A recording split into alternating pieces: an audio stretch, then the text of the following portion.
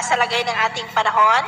Ngayong umaga po ng November 2, 2023 na kung saan sa ngayon po ay bahagya ulit na tumaas ang hanging amihan gaya po rin yung nakikita at umiihip na lamang po dito sa may extreme northern Luzon at northern part ng Cagayan at Ilocos Norte. Ang shoreline naman o yung linya kung saan nagtatagpo ang malamig na amihan at mainit na easterlies ay nag-i-extend po hanggang dyan sa may Santa Ana, Cagayan. At ang NPA naman po na ating minomonitor, gaya po ninyong nakikita ay wala na po itong sirkulasyon at posibleng ideklara na po yan na nag-dissipate na anytime.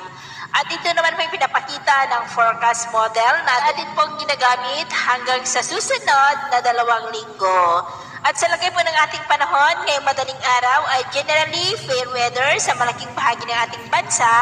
maliban lamang sa mga tsansa ng mga isolated rains sa ilang bahagi ng Babuyan Islands, Batanes, ilang bahagi ng Cagayan Valley, La Union, Benguet, Central Luzon, Metro Manila, Quezon, Catanduanes, bahagi po ng Mindoro Provinces, Masbate, Eastern Samar, Leyte at ilang bahagi po ng Cebu at Bohol. At mamaya po ay sisikat ang araw sa malaking bahagi ng ating bansa, lalo na dyan sa may Mindanao at Visayas. Pero dito po sa Luzon ay may tsansa ng mga maulap na kalangitan na may mga pulupulong pag-ulan sa may Babuyan Islands, Batanes, ilang bahagi ng Cagayan, Central Luzon, Metro Manila, Aurora, Quezon, Quirino, Rizal, Mindoro Provinces at maging po silang bahagi ng Bohol. At mamayang hapon ay posible pa rin ang mga isolated rains sa ilang bahagi na po ng ating bansa. Kaya kung lalabas tayo sa ating mga tahanan,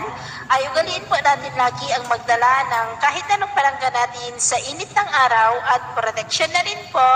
sa mga biglaang buhos ng ulan. At sa atin naman pong mga baybayin dahil sa amihan at shoreline ay may kataasan po mga seaboard sa mga baybayin po ng Batanes, Babuyan Islands, maging po silang baybayin ng Ilocos Norte ng mga alon po ay posibleng aabot hanggang po sa 1.5 to 2.5 meters height. Kaya iwasan po muna natin ang papalaot, lalo na po dyan sa mga may kulay pula para mas makaiwas sa mga sakunang